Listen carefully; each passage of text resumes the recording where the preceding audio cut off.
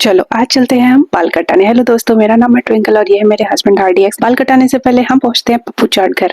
पप्पू चाट घर गोरखपुर में बहुत फेमस है। यहाँ की चाट बहुत ही क्रंची और बहुत ही क्रिस्पी होती है, इसलिए मैं तो जरूरी खाती हूँ। हम दोनों यहाँ चाट खाते हैं और उसके बाद हम जाते हैं पार्लर के लिए। पार्लर में पहुंचते ही पहले हेयर ड्रेसर मेरे बालों को गीला करता है और उसके बाद वो बीच से मांग निकालने लग जाता है। वैसे तो मैं बाल कटाना इतना पसंद नहीं करती, क्योंकि मेरी मम्मी मुझे बाल कटाने से बहुत मना करती थी।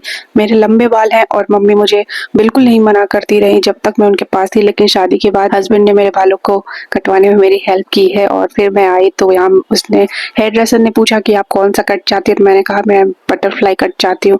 और फिर क्या उन्होंने बाल को 3-4 स्टेप्स में डिवाइड कर दिया और उसके बाद अपने हिसाब से मेरे बालों को बटरफ्लाई कट देने लग गया। मेरे मन में दुख भी हो रहा था कि मेरे बाल कट रहे हैं, लेकिन जब फाइनल व्यू बालों का निकल कर आया तो ओए होए मजा आ गया देख करके।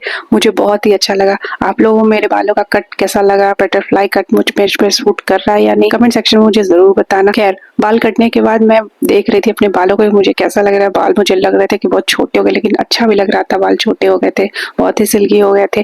फिर हस्बैंड आते हैं तो मैंने उनको भी दिखाया तो उन्होंने भी बोला कि यार ठीक तो लग रहा है, पर लगता है बाल तुम्हारे छोटे हो गए। खैर, वहां से हम जाते हैं जॉकी के शोरूम में, क्योंकि कुछ दिनों बाद हम जाने वाले हैं दिल्ली। वहां पर है घर का इनॉग्रेशन। यहाँ इन्होंने अपनी शॉपिंग करी और फिर हम एक मॉल के बाहर जाते हैं जहाँ पर ये बचपन के खिलौने थे जो हम कभी खेल कर छोड़ चुके थे। फिर वो हस्बैंड अपने बचपन की यादों में चले गए थे। वहां से हम पहुंचते हैं मॉल के अंदर और जहाँ पर हम सीधे जाते हैं चाइनीज सेक्शन में। चाइनीज सेक्शन में बहुत सारे छोटे छोटे प्यारे प्यारे क्यूट से आइटम्स होते हैं। जहाँ हमें लेना था फेशियल शीट मास्क। वैसे तो मुझे इतना मालूम नहीं था कि कौन सा मास्क सूट होगा, लेकिन मैंने विटामिन ई रेडियंस का फेस शीट मास्क लिया। हस्बैंड ने फिर परफ्यूम ट्राई किया, उनको ये परफ्यूम भी बहुत अच्छा लगा, लेकिन लिया नहीं उन्होंने। वहाँ से शॉपिंग होने के बाद जब हम बाहर निकलते हैं, अपने बाइक से चलते हैं, तो रेड लाइट होती है। वहाँ रास्ते में हम एक लड़के को देखते हैं जो ड्रिंक इतना कर रखा था ना, तो उससे खड़े होने की भी हिम्मत नहीं थी। वो इधर उधर गिर रहा था। इन्हीं सबको देखने के बाद ही मेरी रेड लाइट खत्म हो जाती है और हम निकल पड़ते हैं। मिलते हैं नेक्स्ट ब्लॉग में। Bye bye.